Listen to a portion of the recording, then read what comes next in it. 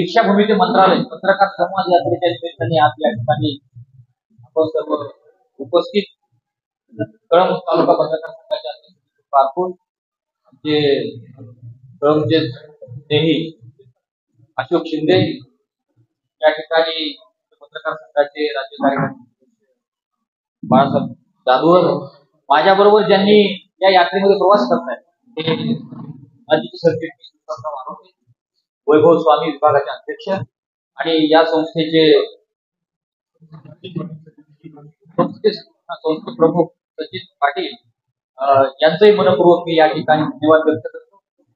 मित्र वेळ कमी आहे, हा कार्यक्रम अॅन्युअलचा कार्यक्रम आहे आणि त्यामुळं मी आपल्याला एक ओळख सांगतो की आपण सगळं ग्रामीण भागात काम करणारे ग्रामीण भागातली माध्यम व्यवस्था ही सक्षम असली पाहिजे यासाठी ही संवाद यात्रा.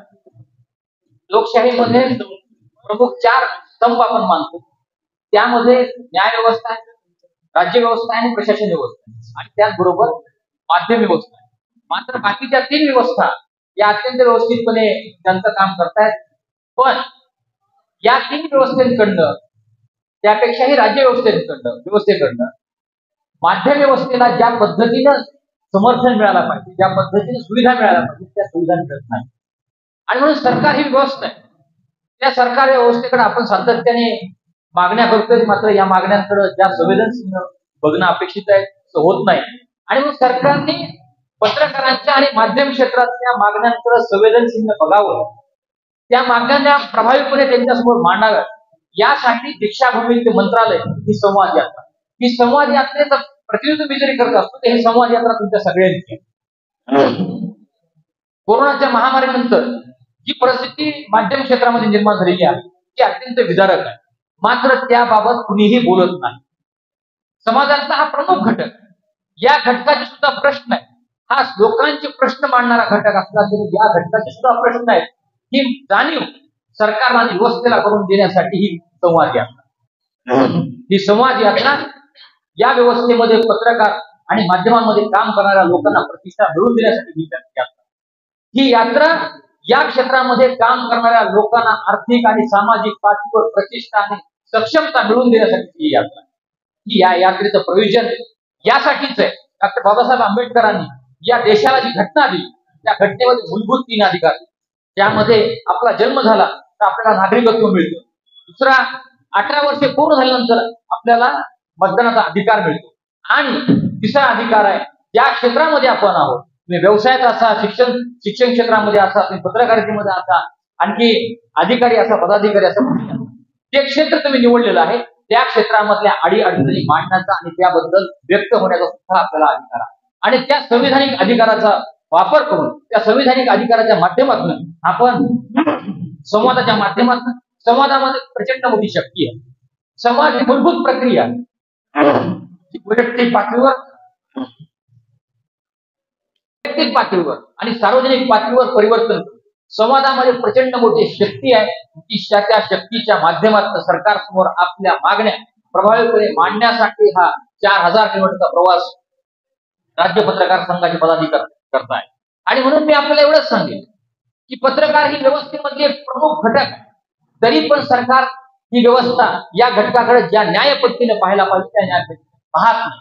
आणि म्हणून जर सरकार ही व्यवस्था केवळ मतांच्या पेटीचा विचार करून जर कुठल्याही घटकाला न्याय देण्याचा प्रयत्न करत असेल, न्याय देत असेल, तर पत्रकारांकडे मत आहेत का नाही हा प्रश्न सुद्धा या यात्रेच्या माध्यमातून आपण विचारतो. आणि म्हणून एक पत्रकार, एक घटना म्हणतात, एक पत्रकार त्या क्षेत्रामध्ये प्रभावी. त्याचं कारण असं आहे की पत्रकार हा एकमेव असा व्यक्ती आहे ज्याच्या मोबाईलमध्ये 3-4 हजार नंबर असतात. सामान्य माणसाला जेव्हा कुठेच न्याय मिळत नाही, पोलीस प्रशासनाकडे न्याय मिळत नाही, महसूल प्रशासनाला न्याय मिळत नाही, नगरपालिका प्रशासनाला न्याय मिळत नाही, कुठल्या व्यवस्थेत जेव्हा सामान्य माणसाला न्याय मिळत नाही तेव्हा आशेने सामान्य माणूस हा पत्रकाराकडे. गावातली लाईट गेली, गावामध्ये रस्ता नाही, गावामध्ये चुकीचं होतंय, तर त्यावेळेस सगळ्यांना आठवण होते पत्रकार.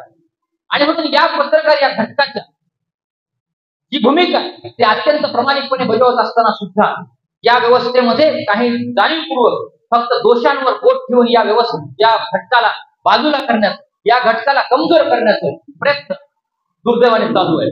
लोकशाहीमध्ये सामान्य माणसाचा आवाज जर बुलंद ठेवायचा असेल, सामान्य माणसाला जर व्यवस्थेपर्यंत पोहोचायचं असेल, तर ही माध्यम व्यवस्था सक्षम असणं आवश्यक आहे. जिल्हा, तालुका पातळी आणि गाव पातळीवरची माध्यम व्यवस्था आवश्यक आहे.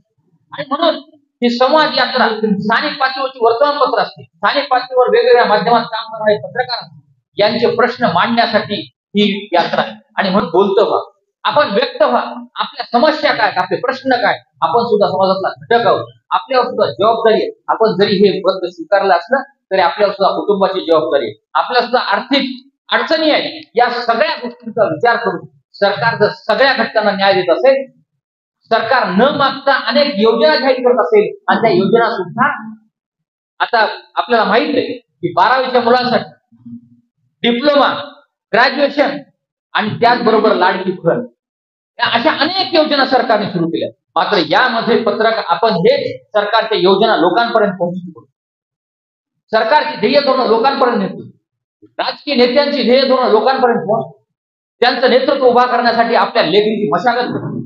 असं असताना सुद्धा आपले प्रश्न सुटत नाहीत, हे दुर्दैव आहे.